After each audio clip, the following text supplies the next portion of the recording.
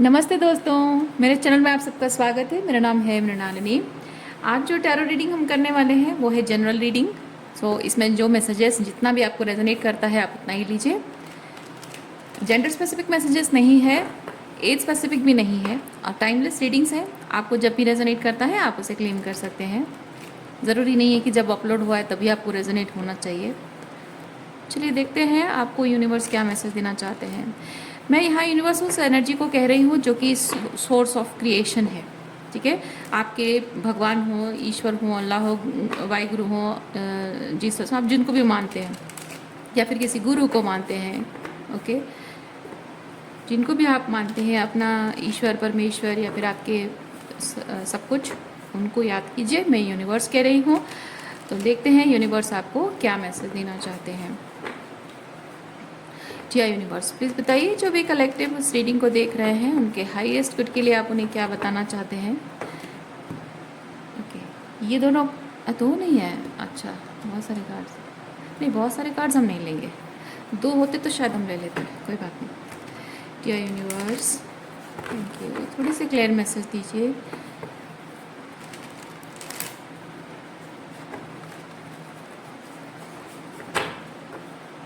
Thank you.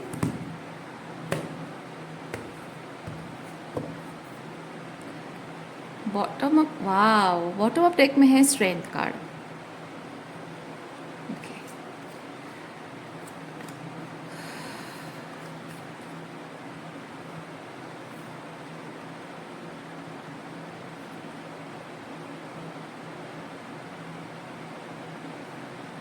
Okay, जो भी काम आप कर रहे हैं इस वक्त आपकी एनर्जी ऐसी है कि जो भी आप काम कर रहे हैं उस काम को आप क्या अंजाम देना चाहते हैं वो आपको बहुत अच्छे से पता है। और एक तरह से आप 7 ऑफ वॉन्ड्स के साथ एक मॉडरेशन में काम कर रहे हैं। मॉडरेशन में यानी कि मैं नहीं कहूँगी कि क्या होता है कि जब बहुत स्पीड ग्रोथ या फिर जल्दी रिजल्ट दिखना, वो थोड़ा सा इंसान को एक लेवल पे ले जाकर गिराता भी है। लेकिन मॉडरेशन में करने का मतलब ये चीज़ है कि आप पेशेंस रख रहे हैं, आप टाइम ले रहे हैं, पेशेंस रख रहे हैं कि आपने एक बीज बोया है और उसका पेड़ आएगा और उसके बाद वो फल भी देगा, फूल आएगा, फिर फल आएगा, टाइम लगता है। So basically you are nurturing this plant, okay, जिसके फल आपको चाहिए और आप पेशेंस भी रख रहे हैं। सो थोड़ा सा मॉडरेशन रखने का मतलब है कि आप बहुत हाइपर एनर्जी में नहीं हैं इस वक्त कि हाँ मुझे बहुत जल्दी जल्दी रिजल्ट चाहिए, बहुत जल्दी जल्दी सब कुछ कर लेना है। वैसी एनर्जी आपकी मुझे नहीं दिख रही है, जो कि अच्छी बात है। हड़बड़ी नहीं होनी चाहिए किसी चीज़ की। डिले नाम का जो शब्द है, डिवाइन टाइमिंग जो शब्द है, उसके साथ आपने दोस्ती कर ली है। मतलब डिले के साथ दोस्ती नहीं, डिवाइन टाइमिंग के साथ आपने दोस्ती कर लिया। डिले नाम की चीज़ से और डरते नहीं हैं आप, और शायद आप रियलाइज़ कर चुके हैं कि डिले नाम का कुछ होता नहीं है। That is the greatest thing. Manifestation में सबसे इम्पॉर्टेंट वही चीज़ होता है जो कि इस वक्त आपकी एनर्जी है। बहुत अच्छी बात है। स्ट्रेंथ,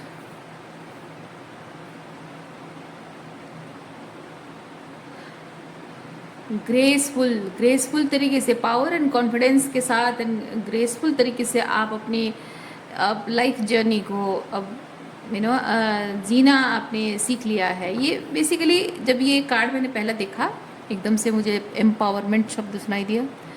सो वही एम्पावरमेंट आपकी होनी थी और वो हो रही है। ओके, पावर एंड कॉन्फिडेंस सिर्फ वापस पा लेना और जो भी है उसमें फटाफट फटाफट जल्दी जल्दी रिजल्ट आपको देखना है, उसका हड़बड़ी रखना वो नहीं है। वो एक एक पॉइंट पे लेकर आपको पटक देगा।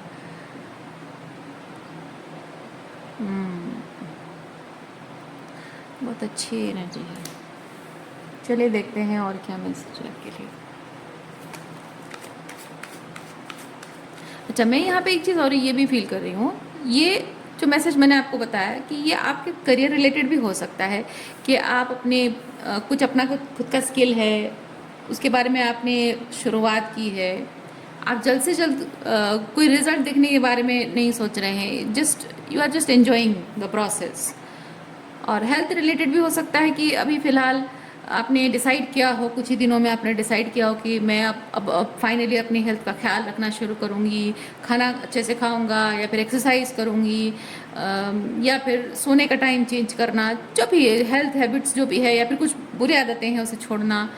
तो you are taking your time और स्लो एंड स्टडी प्रोसेस में उस चीज़ को ठीक करने की कोशिश कर रहा है। रिलेशनशिप में भी हो सकता है, रिलेशनशिप में अगर आपके पार्टनर्स के और आपके बीच में कोई प्रॉब्लम है तो maybe you are taking time to heal from everything whatever happened, and as well as आप अपने पार्टनर को टाइम दे रहे हैं कि वो अपना टाइम लें और समझें कि आपके और उनके रिलेशनशिप, आप दोनों के रिलेशनशिप में क्या चीज़ें बेहतर हो सकती हैं, चेंजेस आ सकते हैं।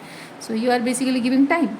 और अगर आप सिंगल हैं तो हो सकता है कि आप इस वक्त अपने खुद के mental health, emotional health, career, physical health पर ध्यान दे रहे हैं और अपनी पढ़ाई पर ध्यान दे रहे हो, अपने करियर पर ध्यान दे रहे हो, और रिलेशनशिप के बारे में कोई हड़बड़ी इस वक्त आपकी नहीं है, वो भी हो सकता है।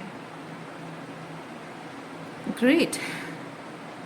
ओके, 7 ऑफ वॉन्ड्स बहुत ही सिग्निफिकेंट मैसेज, मुझे मतलब थोड़ा सा मुझे लग रहा है ये 7 ऑफ वॉन्ड्स जो एक बाउंड्री को बता रहा है। ओके, क्योंकि ये चीज़ करने पर ही ये इतना काफ़ी नहीं है, इतना काफ़ी नहीं है, ये 7 ऑफ वॉन्ड्स ज़रूरी है।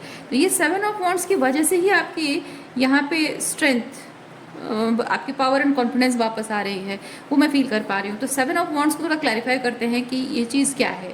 आप में से जो लोग इस चीज़ को अभी तक नहीं कर पाए हैं, प्रोसेस नहीं कर पाए हैं, हो सकता है उनके लिए गाइडेंस की तरह काम करे। सो अकॉर्डिंगली आप देखिए, और जिनके लिए ऑलरेडी आप कर रहे हैं तो आपके लिए कंफर्मेशन है कि हाँ आप सही तरीके से कर रहे हो। चलिए देखते हैं 7 ऑफ वॉन्ड्स को क्लैरिफाई करते हैं। डियर यूनिवर्स, 7 ऑफ वॉन्ड्स को थोड़ा क्लैरिफाई कीजिए। 7 ऑफ वॉन्ड्स को, thank you. 7 of wands please. Okay, thank you. S of cups and night of cups. Okay,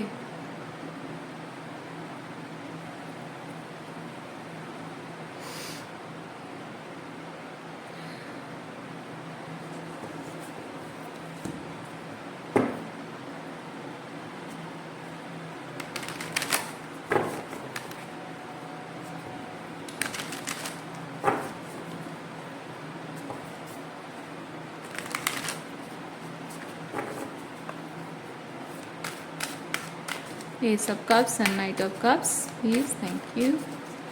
Ace of Cups and Knight of Cups. Okay, I'll take this one. Delight. Oh, same energy. Delight, happiness, abundance. Yes. ये happiness है, cup energy, emotions है, और new emotions हैं, new feelings हैं, और जैसे कि ज़िंदगी को एक मौका दे रहे हैं आप। नाइट ऑफ कप्स बेसिकली अपना हार्ट चक्र ओपन कर रहे हैं और अपने दिल के दरवाजे खोल रहे हैं आप, और ज़िंदगी को एक नया मौका दे रहे हैं। तो बेसिकली एक नए तरीके से जो डिलाइट या हैप्पीनेस। ओके, और यहाँ पे जबकि आप देख पा रहे हैं स्पैरो है, स्पैरो मुझे फील कराता है coming to home, coming home. Okay, so क्योंकि ये घरों में रहने वाले हैं, पंछी हैं, तो इसलिए मुझे यहाँ इस पंछी के साथ मुझे होम वाली फीलिंग महसूस हो रही है आपकी रीडिंग में। So finally you are coming home, और वो कमिंग होम आपका कोई फिजिकल होम नहीं है। ओके, पत्थर मतलब सॉरी पत्थर नहीं, ईट सीमेंट के दीवारों के घर नहीं, या कुछ लोगों के नहीं, it's the home with in. Okay, the home with in, मैं वो चीज़ फील कर पा रही हूँ कि आप जो कुछ भी कर रहे हैं, जो भी मैनिफेस्ट कर रहे हैं, जिस रियलिटी को मैनिफेस्ट कर रहे हैं, जो चेंजेस अपने लाइफ में, जो ट्रांसफॉर्मेशन अपने आप में आप मैनिफेस्ट कर रहे हैं, उसको बहुत ही डिलाइटफुल तरीके से, बहुत ही खुशी खुशी आप उस चीज़ को एंजॉय करते हुए कर रहे हैं। इट्स नॉट दैट कि मुझे एक टारगेट अचीव करना है, मुझे जल्द से जल्द ये टारगेट अचीव करना है ताकि मैं ये कर सकूं, वो कर सकूं, ऐसा नहीं है। You are just enjoying the process. Wow, beautiful. Okay,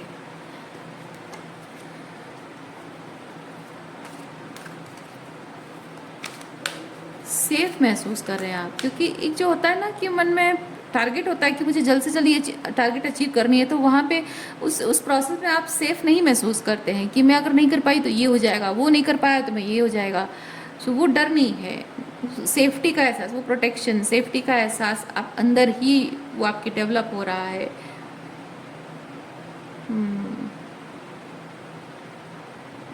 ये बेसिकली बताता है बाहरी लड़ाई झगड़ों से कोई फर्क नहीं पड़ता है।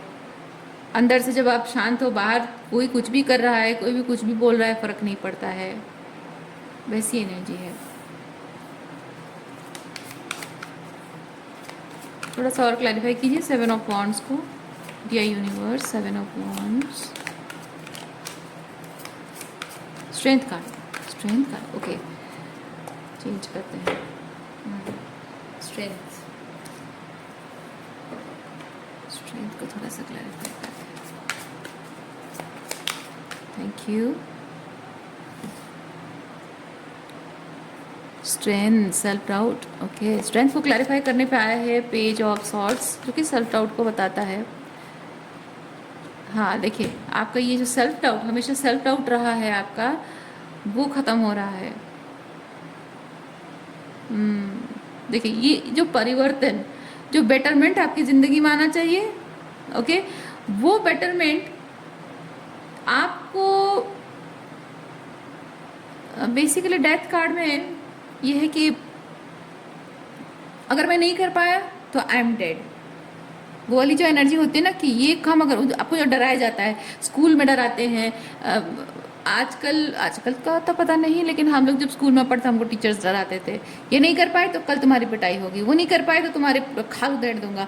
पेरेंट्स भी डराते थे इस तरह के कि बहुत अब्यूजिव वर्ड्स यूज़ करते थे पहले ज़माने के जो पेरेंट्स और टीचर्स, और मारते भी थे। तो इसी वजह से एक जो होता है ना कि आई एम डेड, मैं तो गया काम से, ये वो वाली एनर्जी मैं यहाँ पे फील कर रही हूँ। ओके, सो जो चेंजेस, जो बेटरमेंट आप लाना चाहते हैं अपनी ज़िंदगी में, वो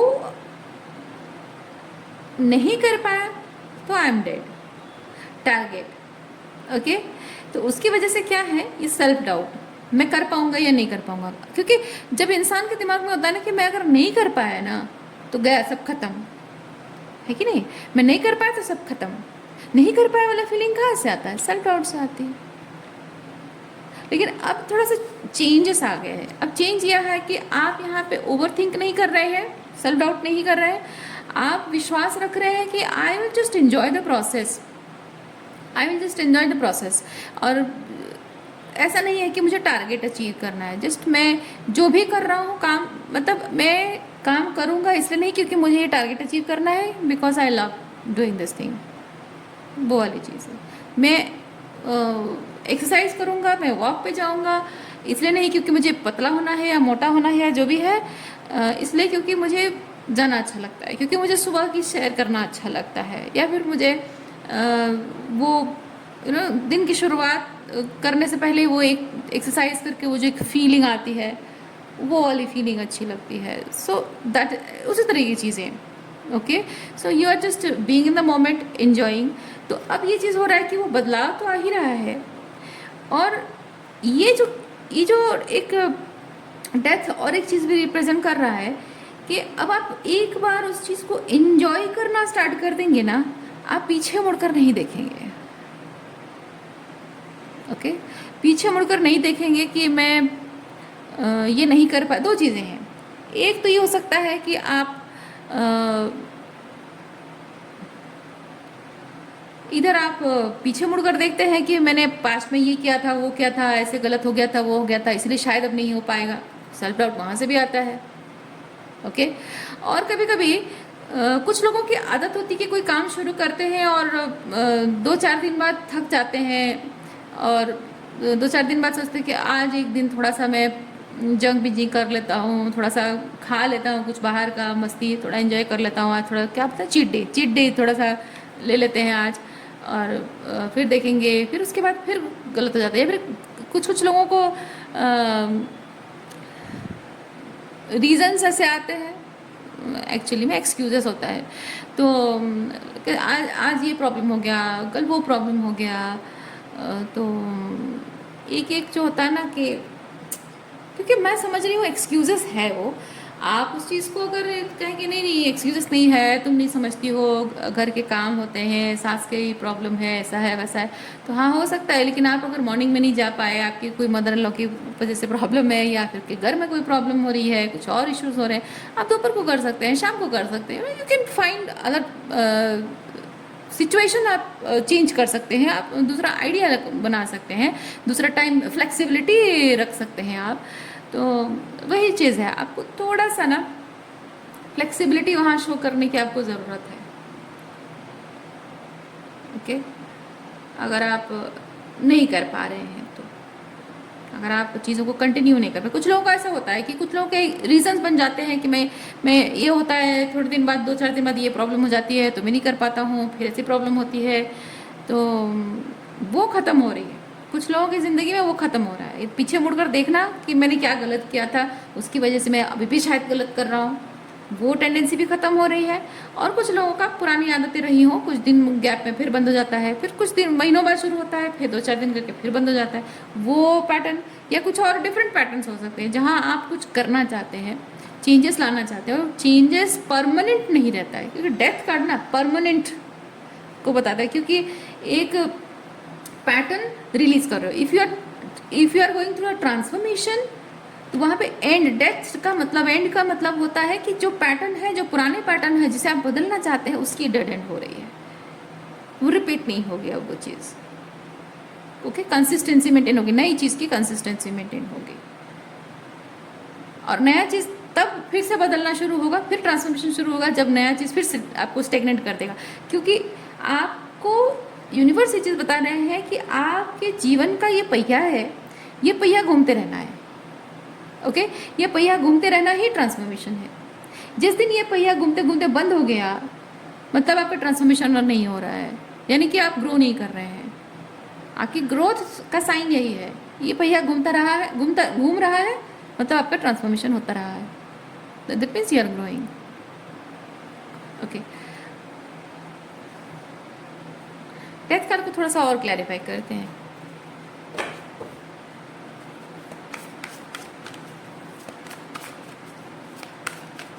क्योंकि मैं डेथ कार्ड के साथ दो चीज़ें फील कर रही हूँ। एक डर भी फील कर रही हूँ, आपके अंदर कुछ डर है डेथ कार्ड ट्रांसफॉर्मेशन को लेकर, डेथ प्रोसेस कुछ तो कुछ है। ओके, थोड़ा सा क्लैरिफाई करते हैं क्या है, देखते हैं। जय यूनिवर्स, डेथ कार्ड को क्लैरिफाई कीजिए, डेथ कार्ड को क्लैरिफाई कीजिए। जय universe, thank you for the information, thank you for the guidance, thank you for clarity. जय universe, thank you.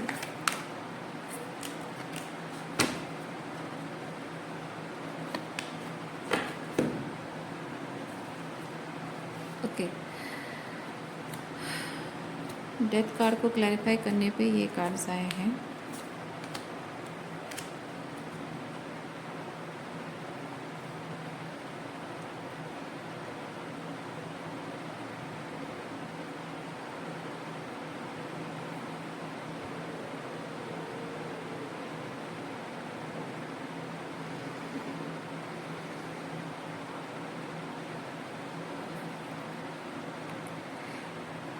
Death card से रिलेटेड जो भी डर आपके अंदर है, वो इंटरनल फैक्टर है या फिर एक्सटर्नल फैक्टर है।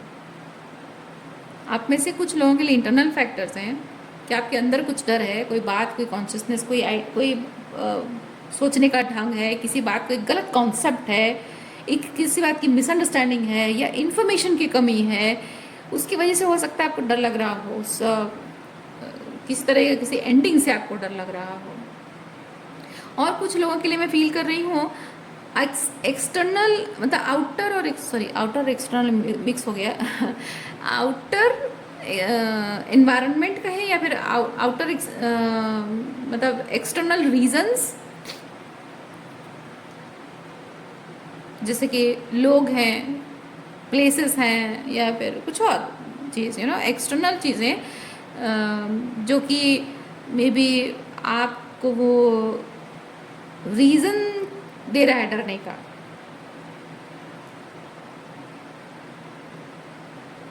क्या चीज़ हो सकता है, चलिए देखते हैं क्या चीज़ है।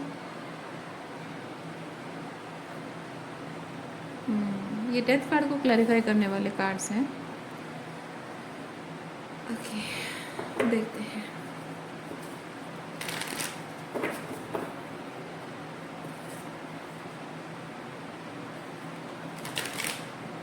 मिस आउट करना, आई फील मिस आउट करना कोई चीज़, क्योंकि यहाँ पे 6 ऑफ पेंटिकल एंड वर्ल्ड के साथ 6 ऑफ पेंटिकल एंड वर्ल्ड के साथ मैं फील कर रही हूँ मिस आउट करना।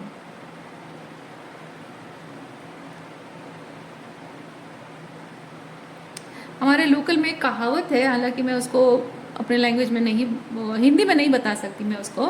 उसका मीनिंग बेसिकली ये चीज़ है कि अगर भगवान कुछ बांट रहा है, अगर कहीं पे कुछ बट रहा है और आप सोते रह गए, तो आपके नसीब में कुछ नहीं आएगा। मैं वैसी एनर्जी फील कर रही हूँ, वैसी एनर्जी फील कर रही हूँ। आप ये जो स्लो एंड स्टडी प्रोसेस में जा रहे हैं, या फिर प्रेजेंट मोमेंट में जीना, मोमेंट्स को एंजॉय करके जीना, और वो टारगेट के बारे में ना सोचना कि मुझे ये अचीव करनी है, okay, otherwise I am dead, और सब कुछ ख़त्म हो जाएगा, सब कुछ मिट जाएगा, या फिर सब कुछ मैं टाइम पे अगर नहीं कर पाया तो सब कुछ बर्बाद हो जाएगा, मेरे हाथ से सब निकल जाएगा। वो वाली एनर्जी है कि मैं सोता रह जाऊँगा, मतलब वैसे एनर्जी है कि मैं स्लो मैं अपने हिसाब से चलता रहूँगा, और जब मैं अल्टीमेटली वहाँ पहुँच जाऊँगा तो पता चला कि मेरे हिस्सा कुछ बचा ही नहीं है, मेरे लिए कुछ बचा ही नहीं है, समथिंग लाइक दैट।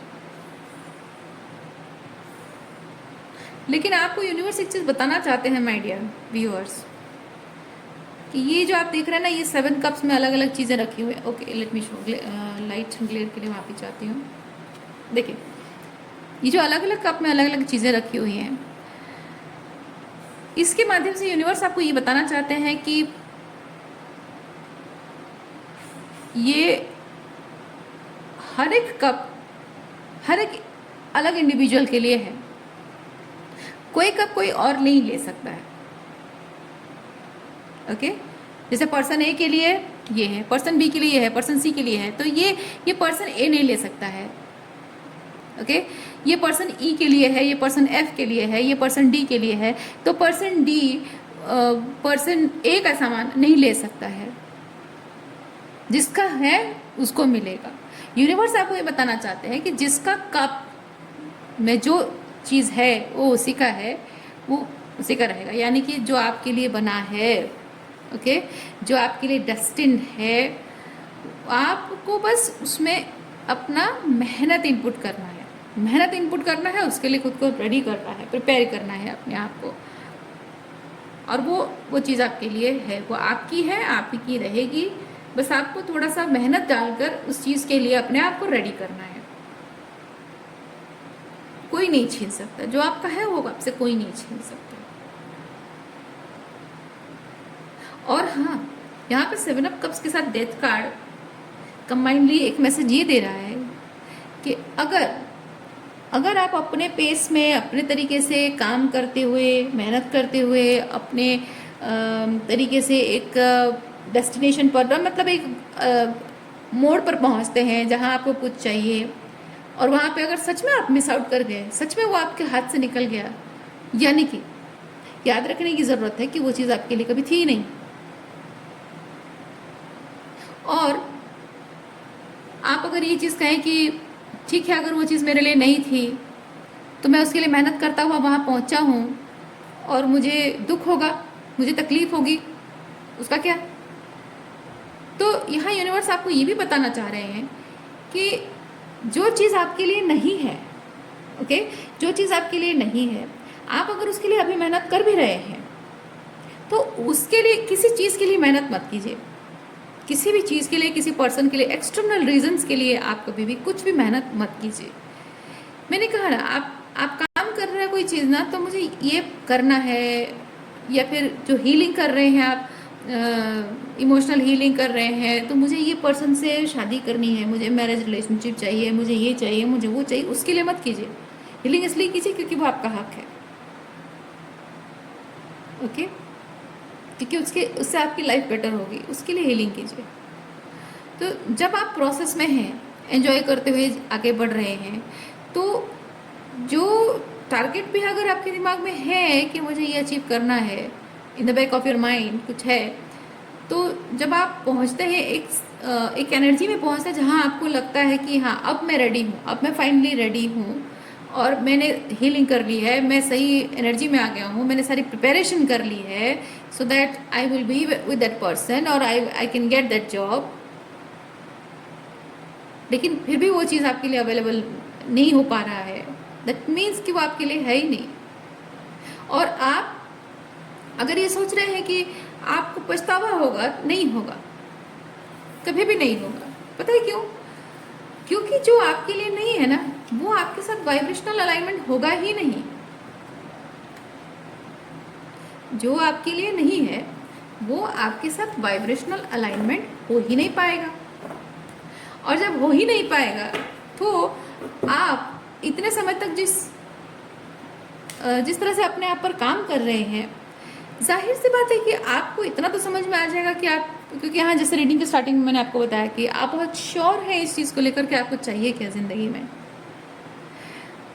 तो जो भी आपके सामने आएगा, आप जान पाएंगे कि वो चीज़ आपके लिए है या नहीं है, आपकी जो भी क्राइटेरिया है उसको फुलफिल करता है या नहीं करता है, आप बहुत अच्छे से जान पाएंगे, क्योंकि आपको पता है ना आपकी नीड्स क्या है।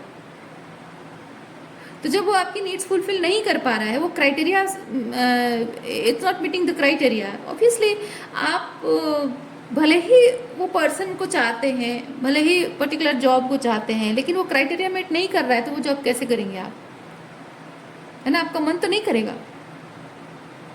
आपको जो क्राइटेरिया चाहिए रिलेशनशिप में चाहिए, वो पर्सन वो क्राइटेरिया फुलफिल नहीं कर रहा है, तो चाहे आप उस फिजिकल लेवल पे उस पर्सन को, XYZ उसका नाम जो भी है, चेहरा जो भी है, ओके, उस पर्सन को भले ही आप पसंद करते हो, लेकिन when you meet that person, उसके साथ 2-4 मीटिंग्स है, बातचीत हो रही है, और आपको पता चला कि वो इस पर्सन, इसका जो नेचर है, पर्सनालिटी है, या जो भी है, ये मेरे पार्टनरशिप का जो क्राइटेरिया है उसको नहीं फुलफिल कर पा रहा है, तो आप चाहे देखने में वो कितना भी खूबसूरत क्यों ना हो, हैंडसम क्यों ना हो, या फिर वो पर्टिकुलर नाम उसका या फिर पर्टिकुलर चेहरा हो, आपको भले ही पसंद हो, भले ही वो आपकी ट्विन फ्लेम ही क्यों ना हो, इवन इफ ही और she is your twin flame, फिर भी भले ही उसके और आपकी शादी तय की गई हो, आपके पेरेंट्स ने की हो, भले ही बचपन से आपने उसे वादा किया हो, भले ही आपके लंबे समय से आपकी एंगेजमेंट हो गई है और आप अभी तक शादी नहीं हुई है, फिर भी मैं कह रही हूँ, एग्जाम्पल दे रही हूँ, ओके। वो इम्पोर्टेंट नहीं है कि वो सामने वाला है कौन, इम्पोर्टेंट चीज़ ये है कि आपकी क्राइटेरिया मीट नहीं कर रहा है, तो आपका मन तो नहीं करेगा, चाहे भले ही आप अंदर से कितना भी आपको मन कर रहा हो कि यार इसी से मुझे शादी करनी थी, बट जो बट की बात आता है ना, लंबा लाइन, कि नहीं ये कर रहा है, वो कर रहा है, ऐसा है वैसा है, इसी वजह से मुझे डर लगता है, मुझे रेड फ्लैग्स दिख रहे हैं, that is the important thing, okay. तो आप पछताएंगे नहीं, आप नहीं पछताएंगे, आप अपने आप पर काम कीजिए, आप हीलिंग कीजिए, या फिर जो भी इनर वर्क कीजिए, मेहनत कीजिए, पढ़ाई कीजिए, जो भी आप कर रहे हैं, जो भी चीज़ पर आप काम कर रहे हैं, जस्ट कीप डूइंग इट, उस काम को एंजॉय कीजिए, उसके साथ अपनी ग्रोथ को एंजॉय कीजिए। जो आपके लिए है परफेक्टली अलाइन होकर आएगा और आपको ऑटोमेटिक पसंद आएगा। जो आपके लिए नहीं है, सुपरफिशियल लेवल पे जितना भी आपको अच्छा लगे, पहले आपको अच्छा लगता था, अभी भी आप चाहते हैं, लेकिन जब वो सामने आएगा और वो क्राइटेरिया फुलफिल नहीं करेगा, आपको ऑटोमेटिक आप उसे रिजेक्ट कर दोगे, आपको पछतावा भी नहीं होगा। गारंटी है इस बात की, आपको बिल्कुल पछतावा नहीं होगा। इसीलिए बहुत इंपॉर्टेंट बात ये है, आपको जानना ज़रूरी है कि आप कहाँ पे अपनी एनर्जी डाल रहे हैं, आप जो भी कर रहे हैं क्या है, आपकी नीड्स क्या है। ओके, आप क्या ग्रो करना चाहते हैं, आपकी नीड्स क्या है, क्या प्रायोरिटीज़ हैं आपकी, और वो नीड्स क्यों हैं, वो जानना बहुत ज़रूरी है। तभी जाकर आप सही चीज़ को आप मैनिफेस्ट कर पाएंगे। We have miracles and action.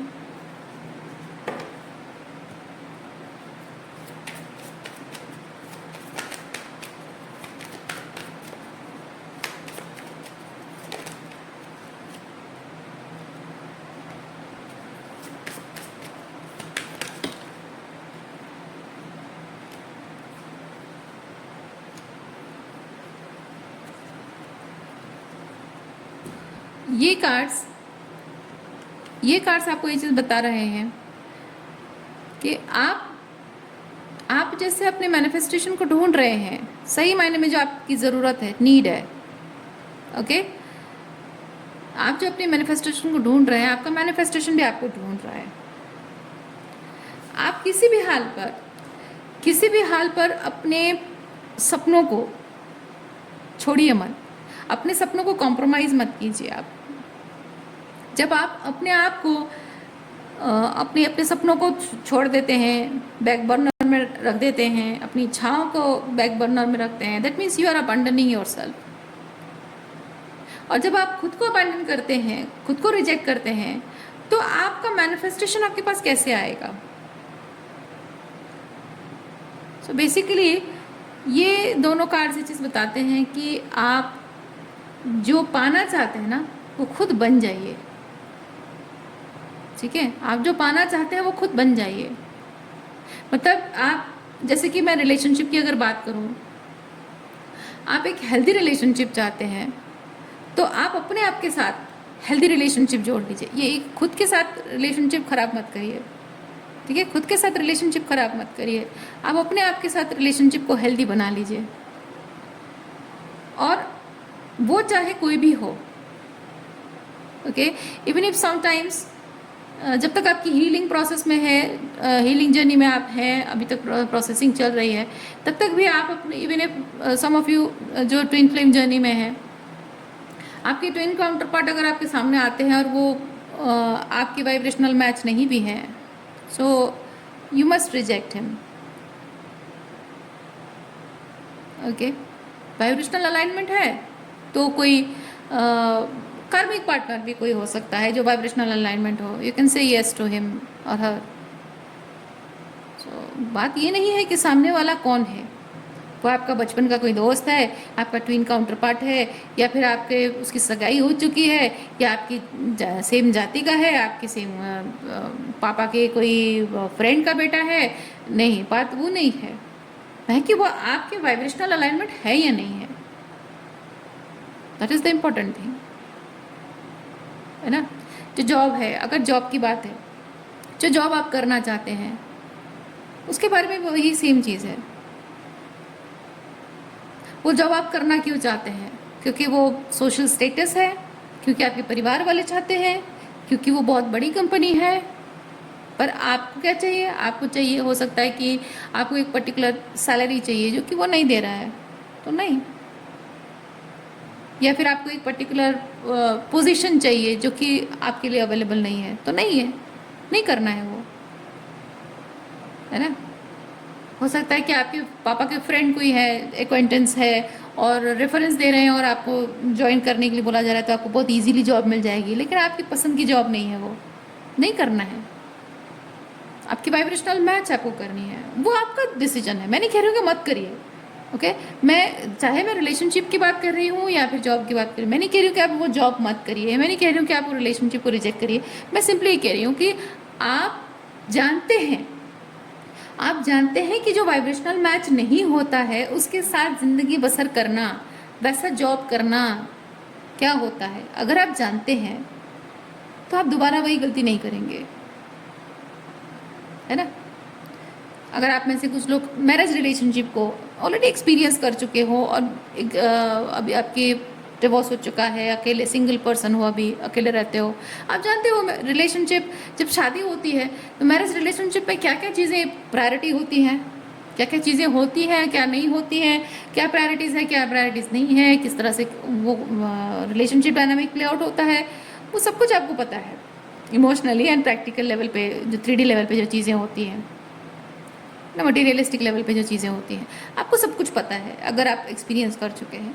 तो वही सेम चीज़ आपने पास में भी एक्सपीरियंस किया था और नए रिलेशनशिप में भी एक्सपीरियंस करेंगे। तो अगर वही सेम चीज़ ही आपको मिल रहा है तो एक्स्ट्रा नया क्या ऐसा है जो आप मैरिज रिलेशनशिप को मैनिफेस्ट करोगे। अगर वही सेम टू सेम चीज़ चाहिए तो पहला रिलेशनशिप तो छोड़ना ही नहीं था, लेकिन पहला रिलेशनशिप जब आपने छोड़ा है तो कुछ तो सोच समझ के छोड़ा होगा ना। तो जिस चीज़ के लिए छोड़ा था वो ये है, ये आपकी प्रायोरिटी वो है। जो चीज़ नहीं थी, जो नहीं थी आपके उस कनेक्शन में मिसिंग था, वो आपकी प्रायोरिटी थी, इसलिए तो वो पास कनेक्शन आपका टूट गया। तो वही चीज़ आपकी प्रायोरिटी है। अब जब आप नए रिलेशनशिप में जा रहे हो, इट्स नॉट जस्ट अबाउट कि आप सिंगल हो, बहुत टाइम से अकेले हो तो आपको शादी कर लेनी चाहिए, या फिर वो आपकी ट्विन काउंटर पार्ट है, वापस आ रहे हैं तो आपको शादी कर लेनी चाहिए। नहीं, you need to make sure कि आप, it's not about marriage relationship, it's not about being married और फिर से घर परिवार शुरू करना, नहीं। इट्स अबाउट कि आपकी जो लाइफ में जो मिसिंग थी ऑलरेडी, जिस चीज़ की वजह से आपने पास्ट के बहुत सारे रिलेशनशिप को ठुकराया है, पास्ट के रिश्तों को ठुकराया है, बहुत सारी चीज़ों को आपने एंड कर दिया है, वो कंडीशन अभी भी एप्लीकेबल है क्योंकि वो आपकी प्रायोरिटी है। और जो वो प्रायोरिटी फुलफिल नहीं हो पा रही है तो फिर से वही सेम चीज़ करने का क्या फ़ायदा। पहली बार जो होता है गलती वो अनजाने में होती है, दूसरी बार इंसान जानबूझकर करता है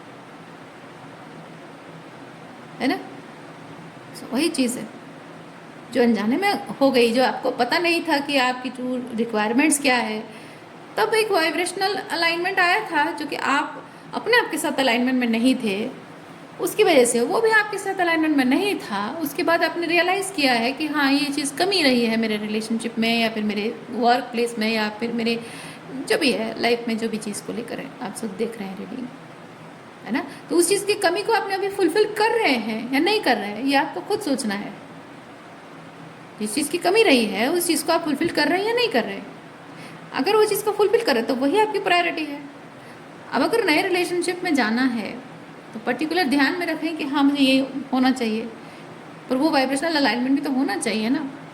इसीलिए आपको यूनिवर्स कह रहा है कि जो आप चाह रहे हैं ना, जो आपकी प्रायोरिटीज़ है, उस प्रायोरिटी में आप खुद इतने रंग जाइए, मतलब उस चीज़ को इतनी प्रायोरिटी दीजिए, वो आपके जीवन का जैसे मकसद हो गया है, जैसे कि वो आपके सोल की इम्प्रिंट बन गया हो, जो मिसिंग रहा है आपकी ज़िंदगी में, है ना। आपकी आइडेंटिटी बन जाना, आपकी सोल प्रिंट बन जाना, आपकी आदत बन जाना, उसे एक न्यू हैबिट बनाकर डेवलप करके अपने आप में ढाल दीजिए अपने आप को उसमें, ताकि आपका मैनिफेस्टेशन जो आप चाहते हैं वो देख सके कि हाँ, this is the perfect alignment. So attract your alignment, do not chase it. Okay, अपने अलाइनमेंट को, अपने मैनिफेस्टेशन को अट्रैक्ट कीजिए, चेज मत कीजिए उसे। किसी को जस्टिफाई करने की ज़रूरत नहीं है कि आप जो भी कर रहे हैं, क्या कर रहे हैं, क्यों कर रहे हैं। समझने वाले ऑटोमेटिक समझ जाएंगे, ज़रूरत ही नहीं पड़ेगी आपको कुछ बताने की, एक्सप्लेन करने की।